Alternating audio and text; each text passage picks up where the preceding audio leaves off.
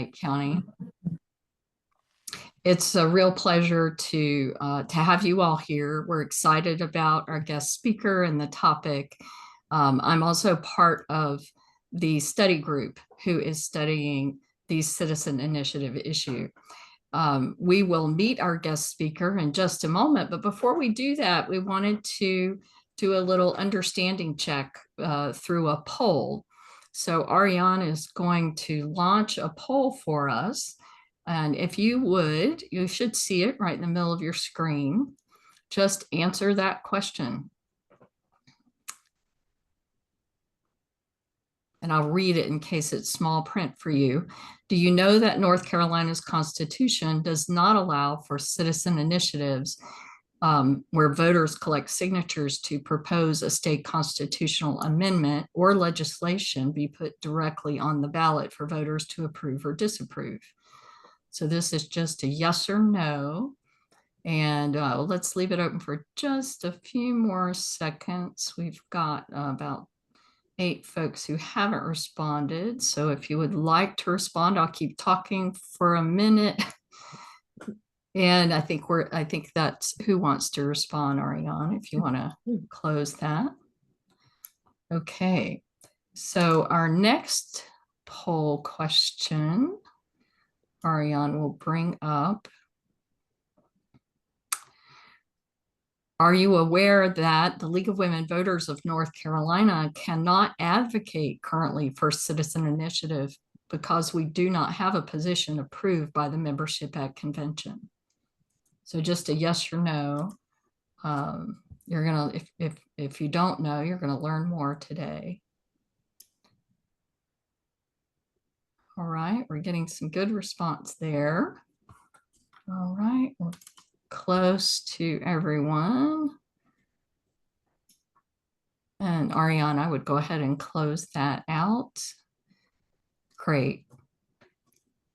And we have just one more. So this is you have 3 options here, yes, no, or not sure. Based on what you know right now about citizen initiative, do you support the League in North Carolina adopting a position on citizens initiative in our state? And it's okay if you're not sure, but yes, no, or not sure. And these are totally anonymous, I should have said. We don't track who responds how, just the numbers of people for each response. Okay, let's see, let's wait just another second. Got 44 folks on and 38 have responded. And that seemed, we got one more. All right, great. So let's go ahead then and close that out. Thank you all so much. And we'll be back later with another poll, just one more poll question. We appreciate your participation. And with that, I'm going to hand it over to Ellen Reckow, and she will introduce our speaker for us.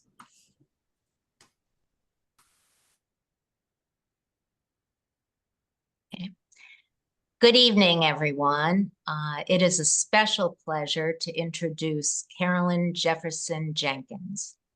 Dr. Carolyn Jefferson-Jenkins is an educator, advocate, author, historian, and a national and international speaker on women's history, women's suffrage, elections, and African-American history.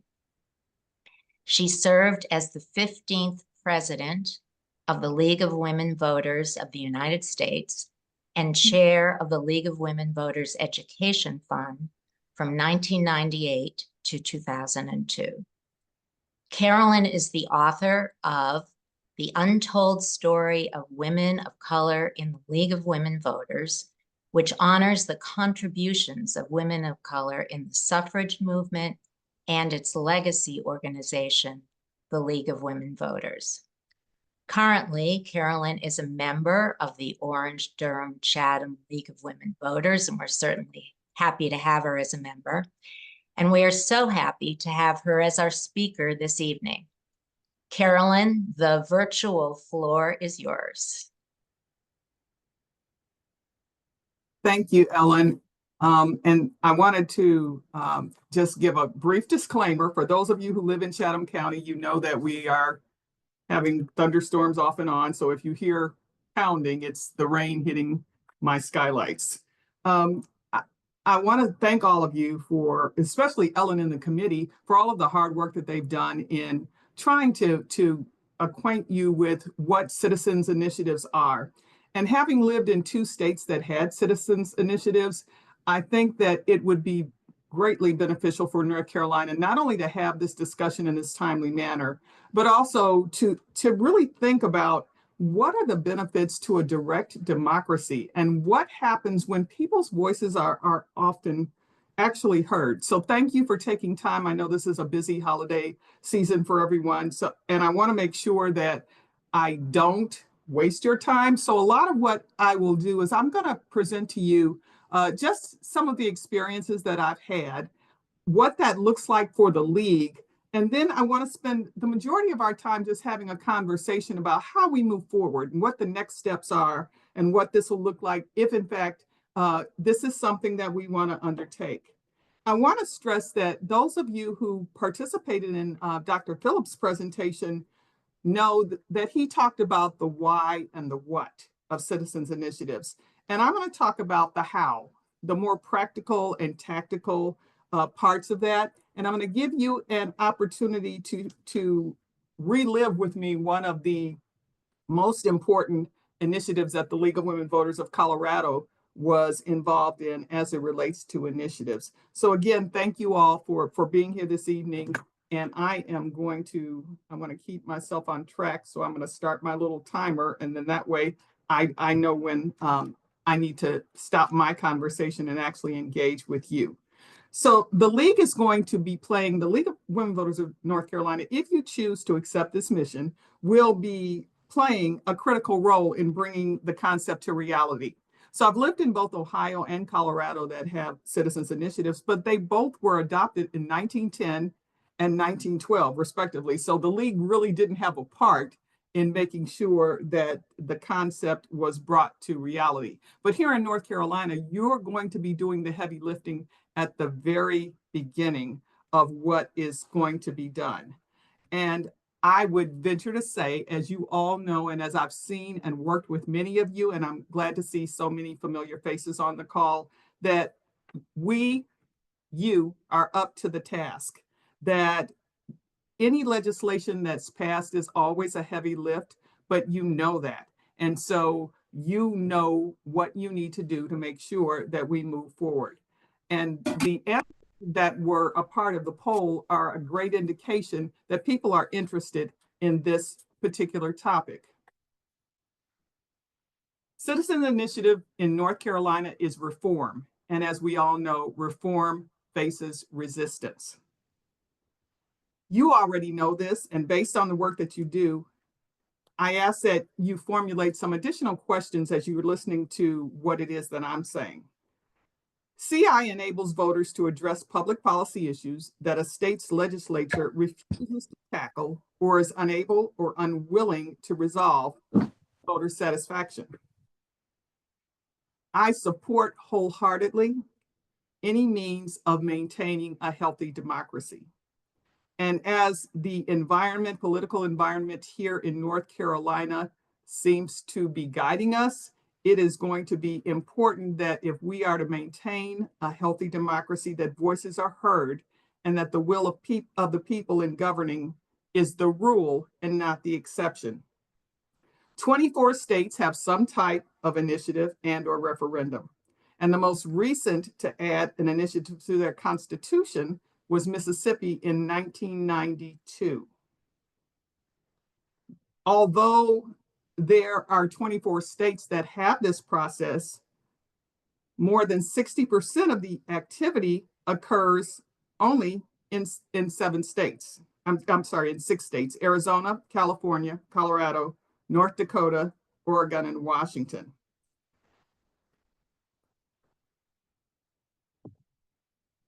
So why now? Why now in North Carolina do we need to have this conversation?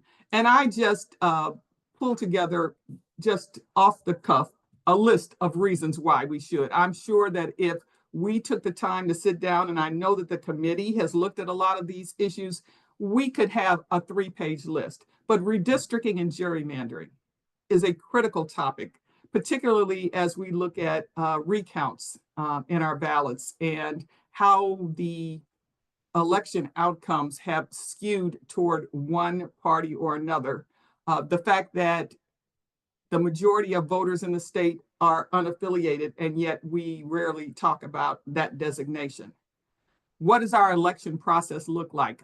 Are we going to continue to allow a supermajority to veto everything that a governor says simply because that person may be of another party? The use of medical and recreational marijuana is an interesting topic, and it was one of the initiatives that was placed on the ballot in Colorado by citizens. And as a result of that, Colorado became one of the first states to legalize marijuana, and since then, other states have joined that battle. Campaign finance, how are we funding our campaigns, and what does that look like in terms of money coming into our state from other sources? Healthcare, are we going to continue to have the conversation about expanding Medicaid? What's going to happen with Medicare? What's going to happen with Social Security? All of those are topics that are currently being discussed. And then in North Carolina, as in several of the states that do not have citizens initiatives, there's a rural-urban divide. How do we address rural issues and regional issues and urban issues and still act collectively as a state? Gun control, education, immigration, elder care, early intervention for children at risk. And as we came onto this call tonight, the veto against Senate Bill 382. These are all issues that make us recognize that right now, as citizens of this state, we need to have our voices heard, but we are the ones that need to take the action. When we talk about citizens initiatives and referendum, the example that I will give you in a few minutes will show you the influence of external funding and the influence that internal disagreement causes in terms of making sure that issues are placed on the ballot and that people are educated about those issues and actually what the benefit of passage of those issues or defeat of those issues means to people who actually voted on those ballots. On our most recent ballot, the one amendment to the Constitution that was there, and I served as a poll worker, as many of you did, the interesting question to me was, did we have to vote for it? And it was the amendment that said that people have to be citizens in order to vote. Well, okay, we know that, but the fact that it was on the ballot means that we really didn't have a voice on whether it went on that ballot or not. And there were many people who just skipped that question.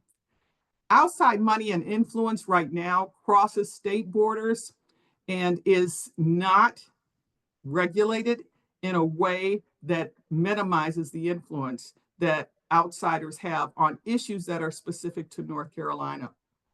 Special interest groups, again, at one point when I would present, I would always go national, state, and local, but now we have to open the conversation to international. What is happening with international special interest groups that are influencing what is going on in our state? One of the interesting things that will come about if we take on this initiative, and if it becomes reality, is there will be groups who will have campaigns that say no to everything. So if you have 12 initiatives on a ballot, there are special interest groups, and I have seen this done, where they will just have a total campaign that says, just say no to everything. And so people will just vote no to everything. Now that has, in some instances, some unintended outcomes, and we'll talk about that in a minute. When we talk about citizens initiatives and we start looking at how the ballots are framed, and this again is taken from my experience in Colorado, but there are 13 steps in how we frame ballots. And in each of these steps, there is a role for the league, not only to be visible, but to be influential. And that is through a variety of ways, whether it be Observer Corps, whether it be writing letters, contacting your elected officials.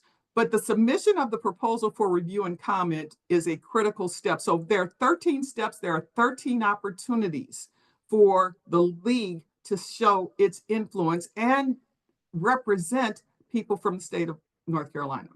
So the first thing, of course, is the submission of the proposal. And then there's a review and comment meeting. There's a submission of the revised proposals. Then there's a filing with the Secretary of State. Then there's a title setting, and that is one of the most critical pieces, because the title determines, in many instances, how people view the issue that is on the ballot. The revision of proposals after the title board meets. So the title board in both states can tell you that that title is inappropriate to the content of the issue.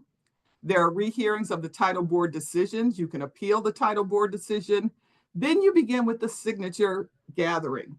And in Colorado, the signature threshold is determined by the voting census. So in Colorado, it's 5% of the total number of votes cast for the Colorado Secretary of State.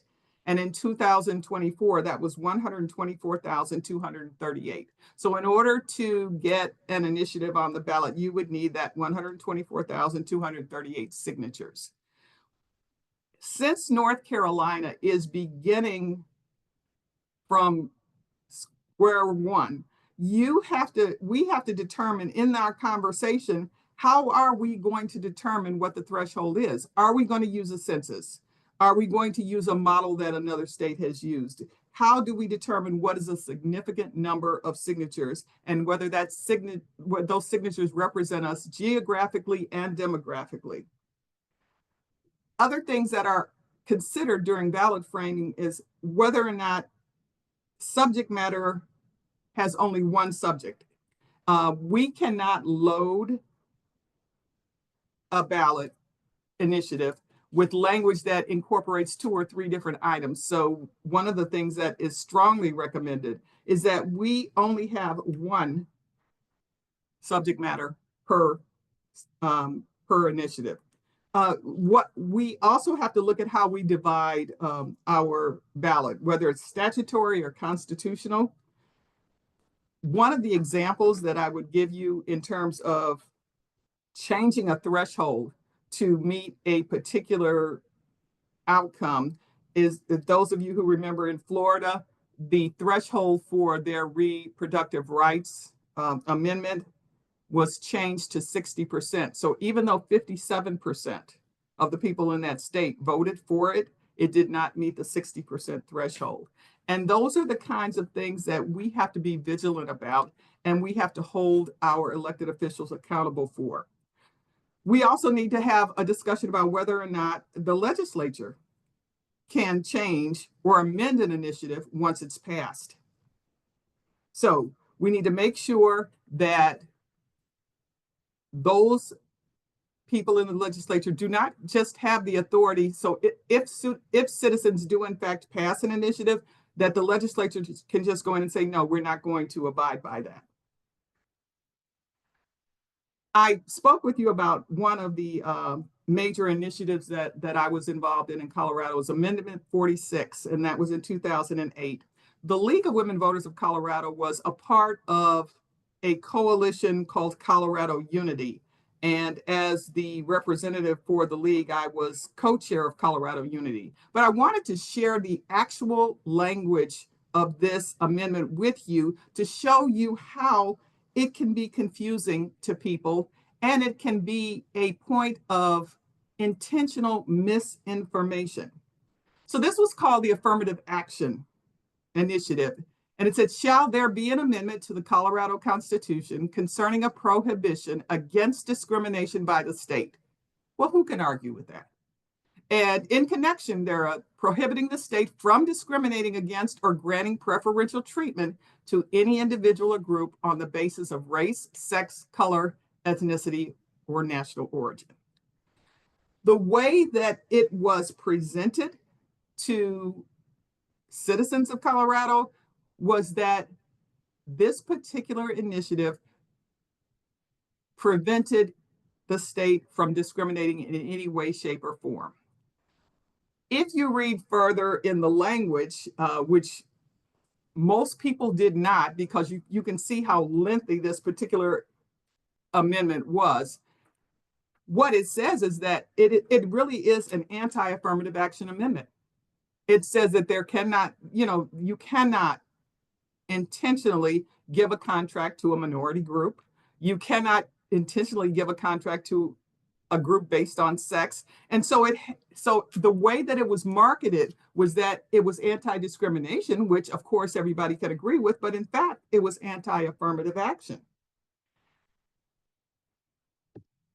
You can see here that there had to have been an explanation. So a yes vote meant that you supported establishing that the state may not discriminate or give preferential treatment, which people said was affirmative action, and a no vote opposed it. So if you look at the actual results, it passed, but look by how much. I'm sorry, it failed. And so that's where the language, it passed in my mind because it failed, but which is a misnomer and confusing to some people. But by voting no, that meant that the affirmative action legislation that was currently existing in Colorado stayed. The way that it is labeled yes and no confused people. So they were thinking if they voted yes, they were voting yes to not do away with affirmative action. And that's the way that most of the advertisement was crafted. Carolyn? Yes.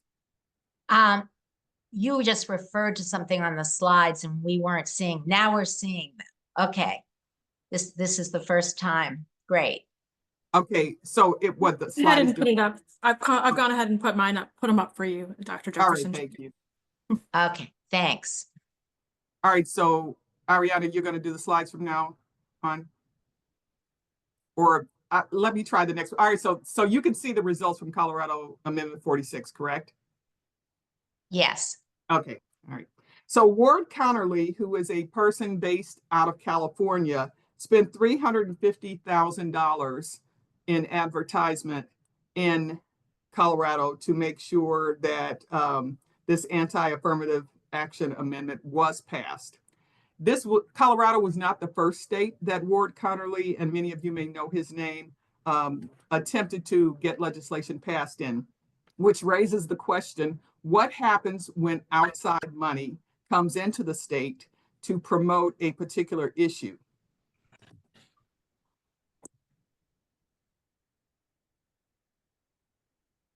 So when we talk about the language of the ballot and the results of the ballot, then we get back to citizen education. And what is the league's role? And what is the state government's role in funding and information and the dissemination of that information? And the league is going to be, again, responsible at every level of the conversation for making sure not only that league members are educated about what is going on, but also having a strategy for the greater good. And we need to talk about the processes and the legalities of it. Are we going to do focus groups? How many forums do we have? Do we have debates? What kind of literature are we going to disseminate? Is that literature going to be in multiple languages? What does it look like for league members? What are league members going to be responsible for doing?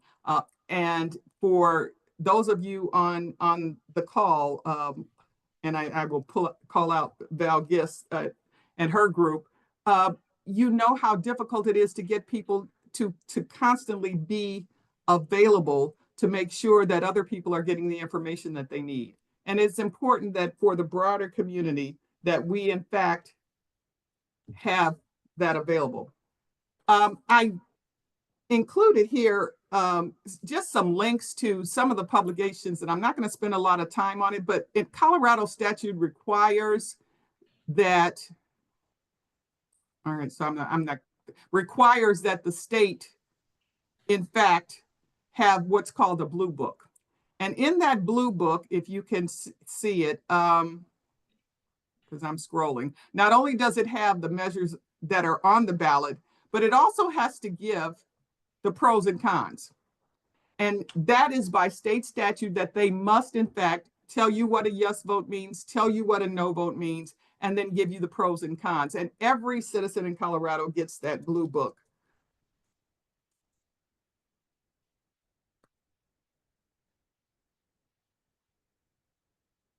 The league in Colorado, in its attempt to make sure that not only did people receive the blue book, but they also received what the league endorsed. And many people have said that the league's endorsement of an issue was a shortcut for them, so that they didn't have to remember everything. If the league endorsed it because of the league's credibility and the league's nonpartisanship, they were more than willing to go ahead and watch this. So the league in Colorado has, as I'm sure the league in North Carolina will do, that has a whole video that talks about the state ballots.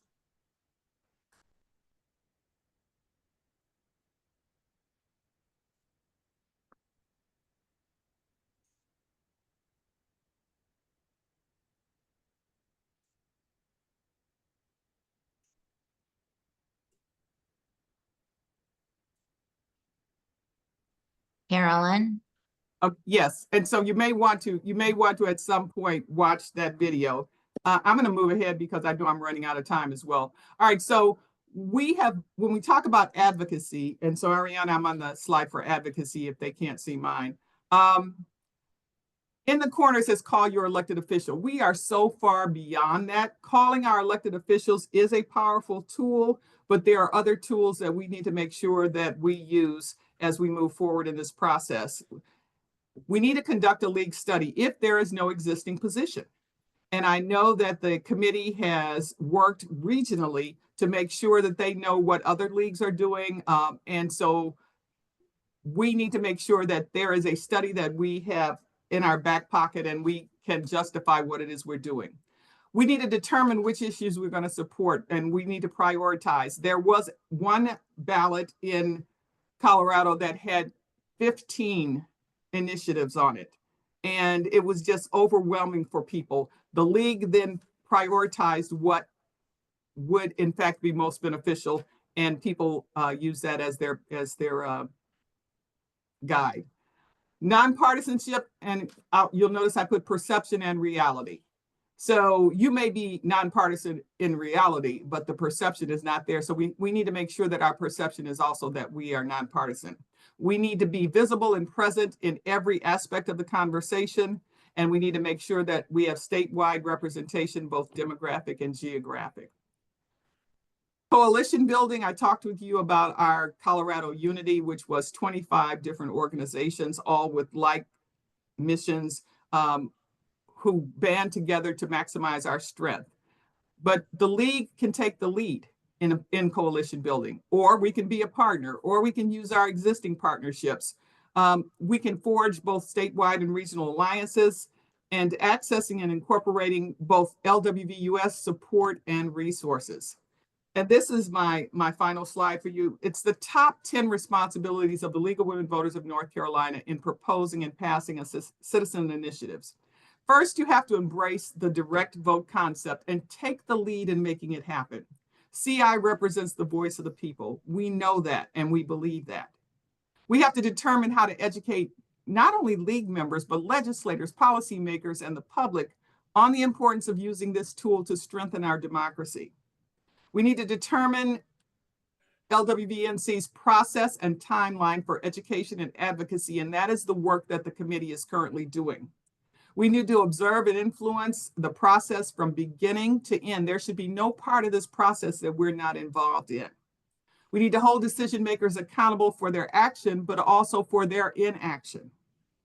We need to be available and prepared to provide testimony and other information as needed. We need a speakers bureau. We need to make sure that we use all of the social media tools that are available to us to get our message out.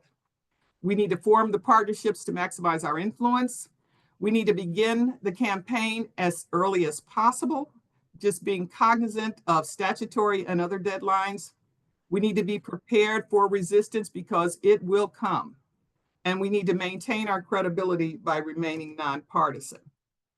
So from the LWVNC website, I took these great photos and downloaded them and said, we need your support now more than ever. And I would leave you with, we need your support now more than ever as the conversation about citizens initiatives continue in North Carolina. And with that, I will go back to answering any questions that you might have. Carolyn, thank you so much. Before we go into the Q&A, we would like to ask one more poll question. And while Ariane is bringing that up, I will, well, here's the question, and I'm going to talk over it while you answer.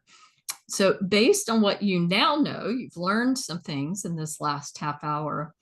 Do you support the League of Women Voters in North Carolina adopting a position on citizen initiative in our state? So to yes or no. And we have 48 participants on the call, and we've got 36, 37. We're getting up there. So we'll at least give an opportunity for everyone to participate. I know there are a couple of people on iPhones. It might be difficult. Oh, we've got 41. That's great. So remember what you answered, yes or no. And then our next question is going to ask, is a free-form question. So why or why not? Why do you support it and why not? And we'll give you a moment to answer that.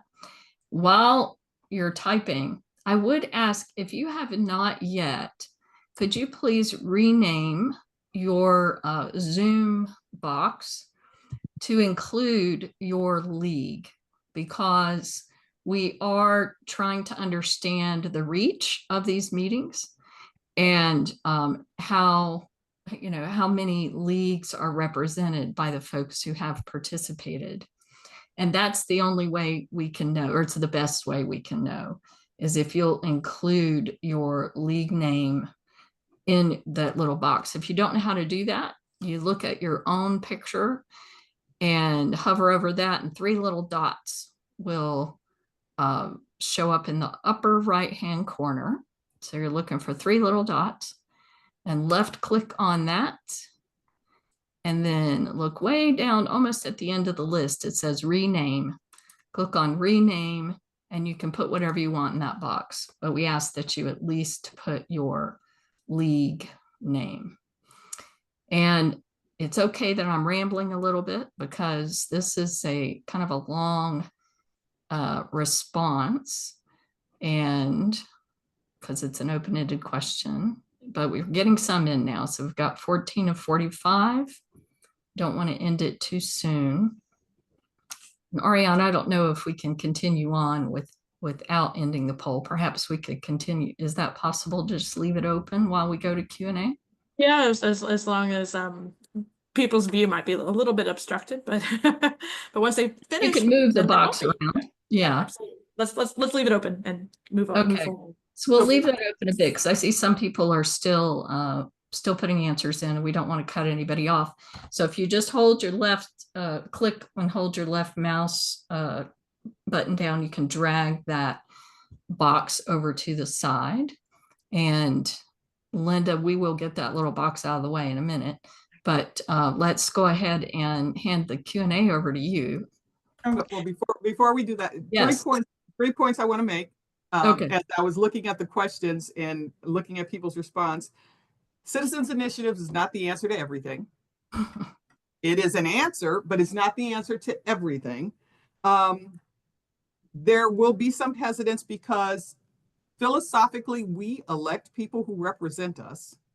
So we should not have to then take a different tack to represent ourselves, because that minimizes the power that we give the people who are elected for them.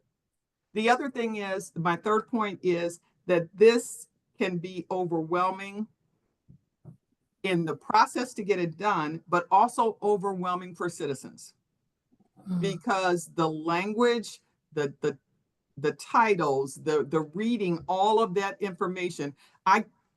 In this past election, people complained about a two-sided ballot and how long it took them to vote. So imagine what it would be is if there were 15 initiatives on there. So those are all things that you need to consider as you are moving forward. So my primary one is it is an answer, it is not the answer. Great, thank you, Carolyn. Linda's going to facilitate our Q&A. If you have questions, please put them in the chat and Linda will ask them for us. So Linda, take it away. Thank you, Gay. Carolyn, that was I really learned a lot. I learned a lot, and I've lived in Florida, so I know what citizens initiatives can do.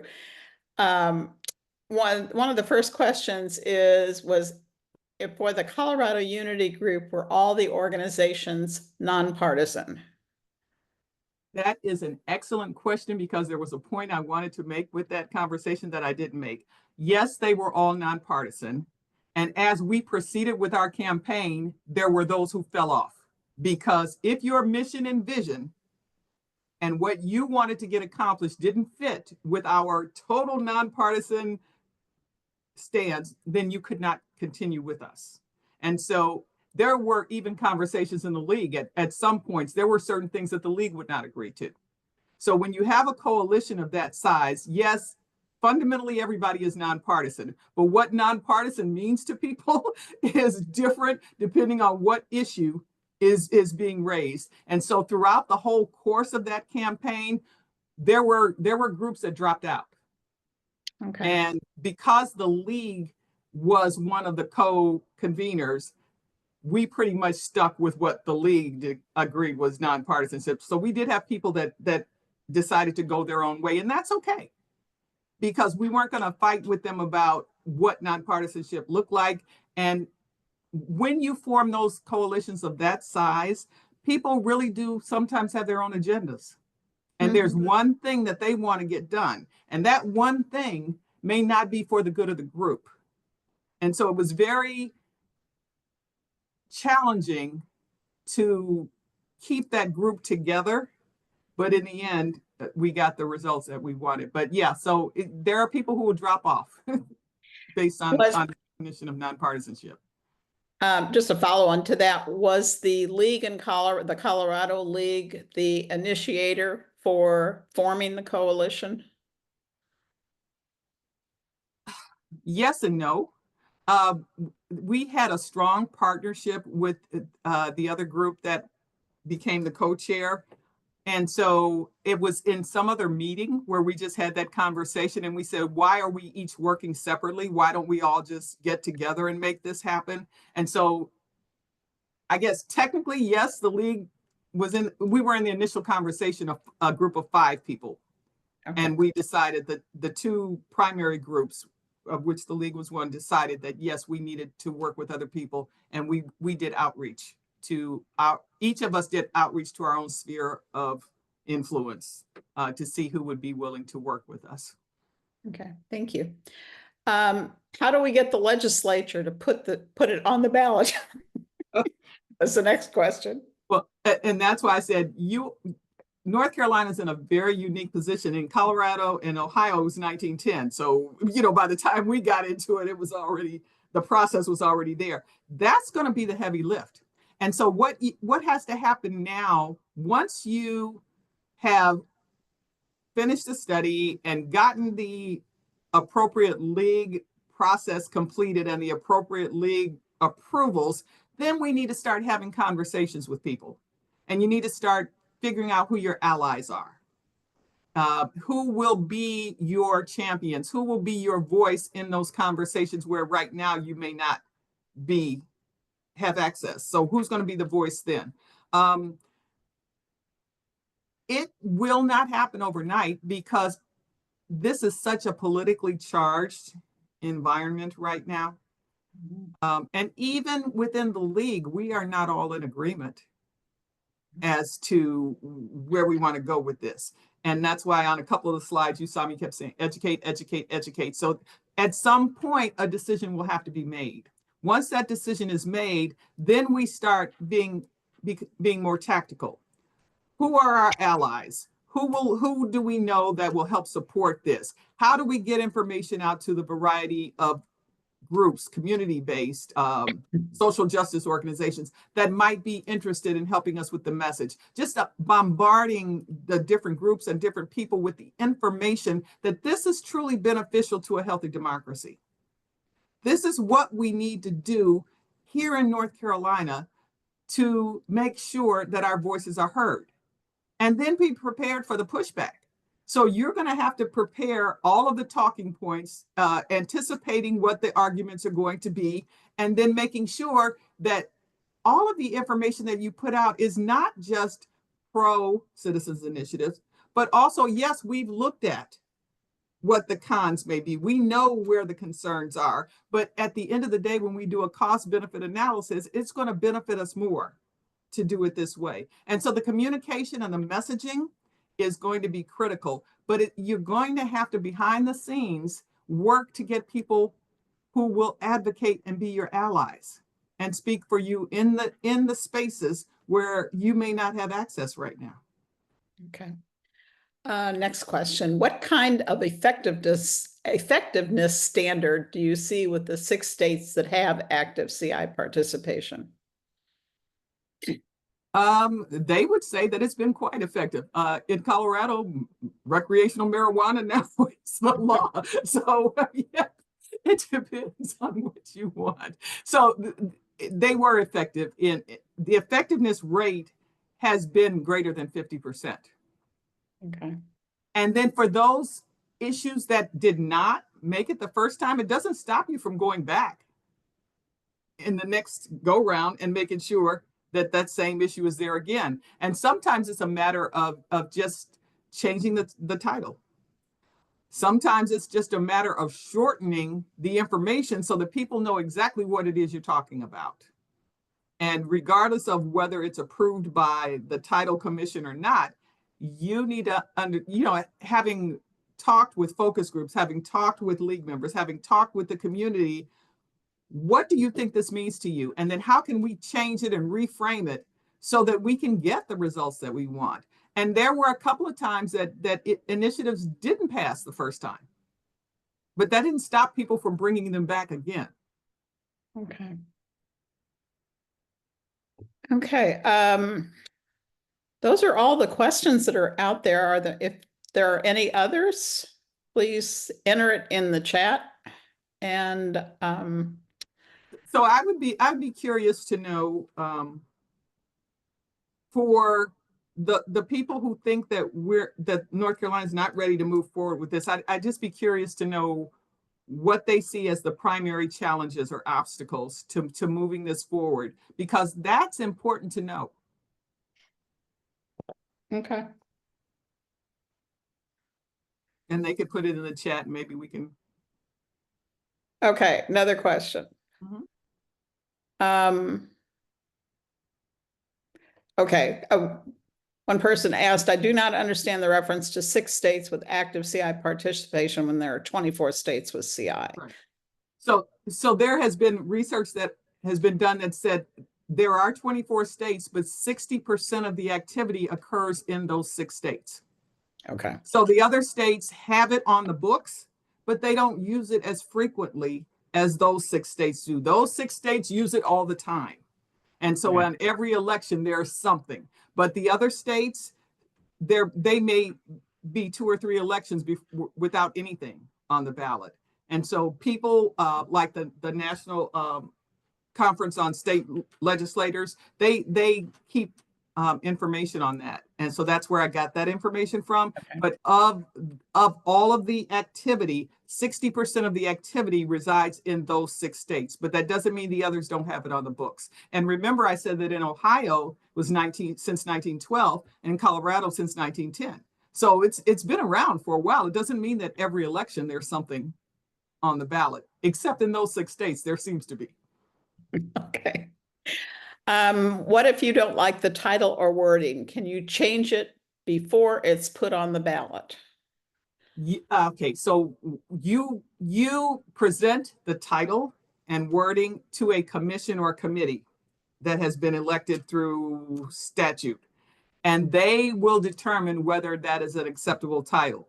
If you don't like their decision, then you have to appeal it, but you don't get to change it. Once you submit it to them, the only change that can come is if they reject it, you appeal it, or you rethink it and resubmit it as something else. But it has to be, the title for it to go on the ballot has to be approved by that committee or commission. Okay. A person responded, we used it in Boulder for campaign finance for city council elections. Next comment, obstacles sounds like so much work to do. We are all tired from the past election. I agree that we are all tired from the last election, and we can take a few days vacation, but we're leaguers. It doesn't stop. The process doesn't stop. Democracy doesn't stop. And so take a deep breath, let somebody else carry it for a minute, and then get back in there. We're going to have to, particularly now that all of our processes have exposed all of our flaws, and especially at the national level in our Constitution, and exposed some of the weaknesses in our system. And the democratic process is dynamic. And so it's never going to be the same. And so we're always going to have to do work. We just need to make sure that on the days where we're too tired to carry the load, that there's somebody else there that can carry it for us until we regain our energy and pick it up again. But I appreciate that, because I too am tired. And I often, when I speak, I use the conversation I had with my grandmother, who passed away when she was 96. And I would just get so disgusted and so discouraged. I'm like, how long do I have to do this? And she said, I'm 96. How long do you think? So with that being said, it's like, okay, we need to move forward. The other thing that I just got back from, prior to the election, I was in Denmark and Luxembourg, and people were so interested in our election process, our governance system, and they know more about it than we do. And one of the things that happens is the fact that other people globally are invested in our system means that we can't stop doing the work. So if I could give you some energy drink, I can do that, because I need some myself, and we just keep going. Okay. Let's see, we have time for a couple of more. How is the title committee or commission created? Okay, so that's one of the things that the league here needs to pay attention to. It is created in statute. So once, before the whole statute about initiatives and referendum becomes law, those are the kinds of details that need to be worked out. And so I was looking through the work that has been done by the committee, and they have in their draft some of those kinds of questions, which are very tactical kinds of questions, but those are the things that have to be figured out, because once they become statute, that's how it's going to work. So is it going to be nonpartisan?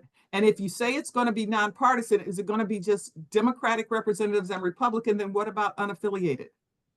So, that whole question has to be answered, especially now that unaffiliated is the largest voting population here in North Carolina.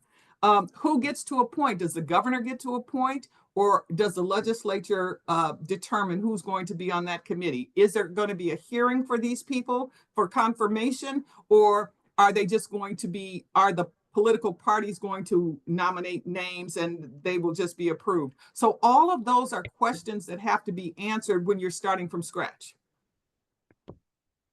And because in the two states that I've lived in, that they've been around for so long, I don't think anybody even remembers how those conversations took place. But once it becomes law, then it's the law. So that's where you have to ask these are the right questions. The questions that are being asked are the right questions to be asked to the people who will be making the decisions, and that's the legislature. Okay. How much of a dialogue is there between the legislature and the proponents? For example, in Colorado, the the legislature responded to active CI promotion on redistricting to develop a decent reform of their own. Yeah.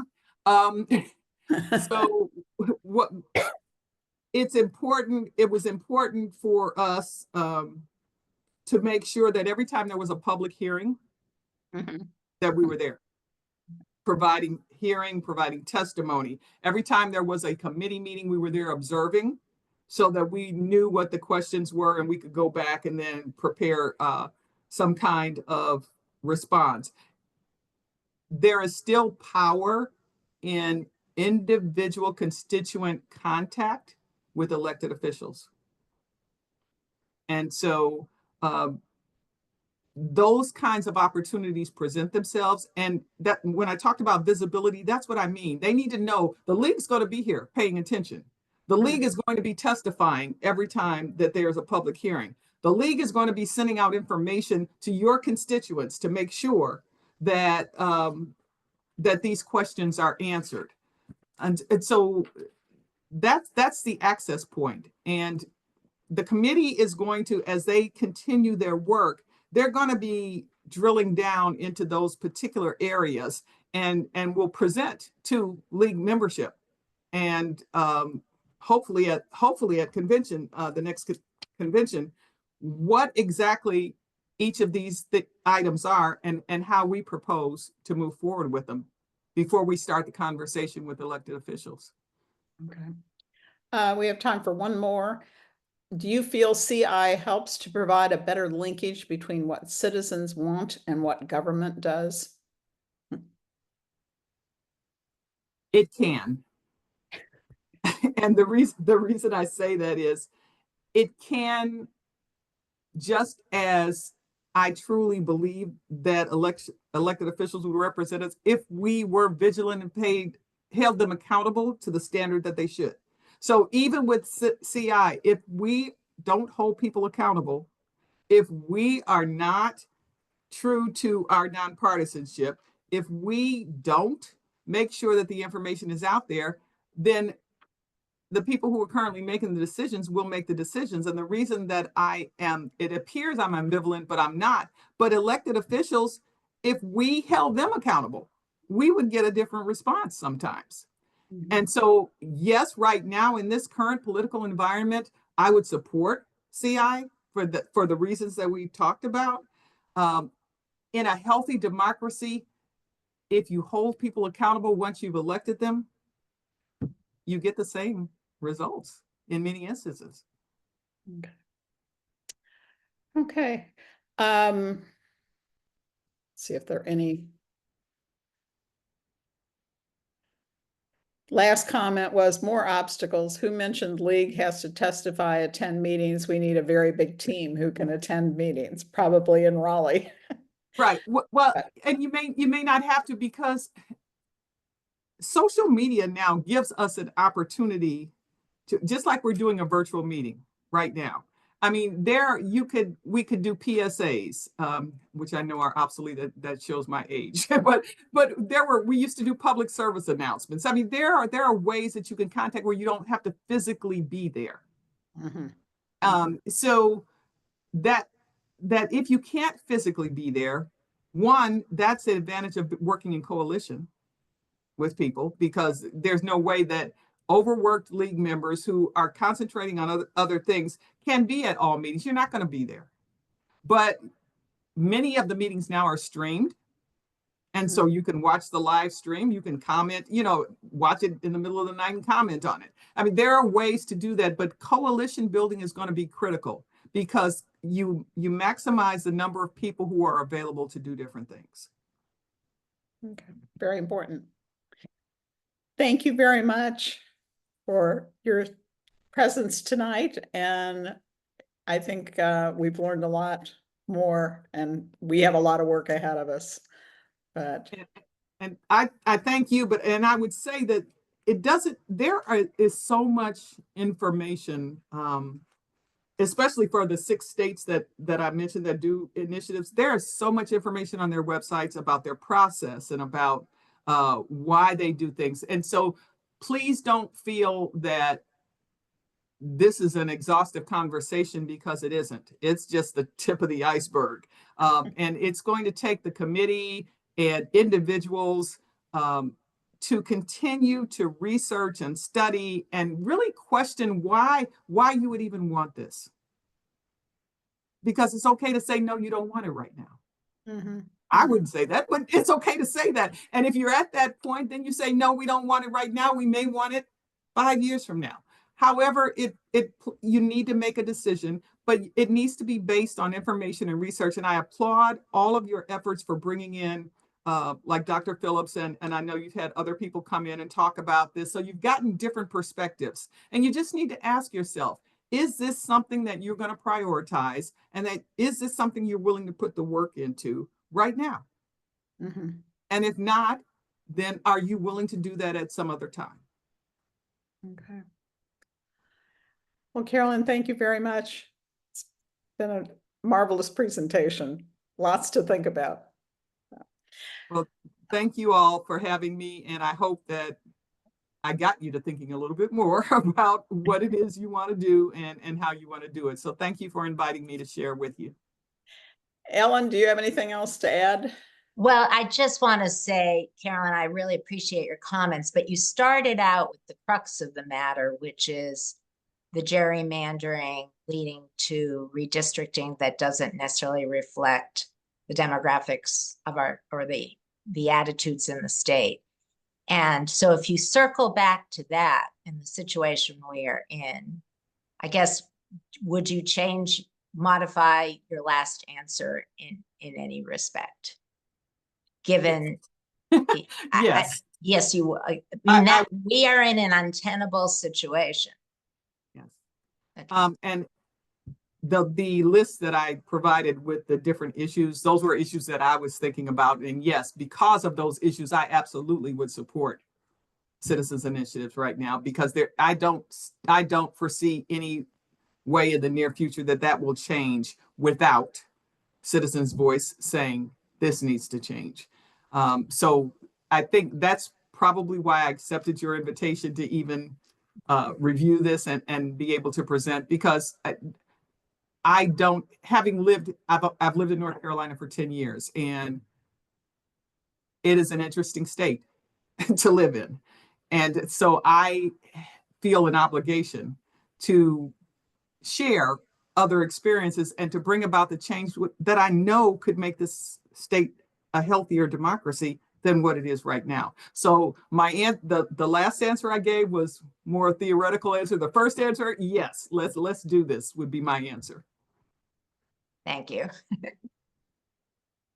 I just want to add my thanks to Carolyn for doing this. I really appreciate it. It's very helpful, and I want to thank the whole team for all your work on this issue. It's a very complex one, and like has been emphasized, will take a lot of work. So thank you all, and thank you especially Carolyn for doing this tonight. Well, thank you, Jennifer, for taking time to be here. So I Sure. hope that I've at least pushed you a little further down the path to saying this is a good thing. And let me just say in closing, what the slides in the beginning were not up. Okay. I'm sorry. And so we will post this on the League of Women Voters the state league website, so you can go back and listen and see the slides, which may help you understand the flow of Carolyn's presentation better. For a while, I thought you just hadn't started the slides, but then I realized for some reason they just weren't coming through. So right, yeah. We got they were that coming fixed. through on my part, so I was just going along. Yeah. And thanks so much for taking time from your busy schedule to be with us. We really appreciate it. Thank you all.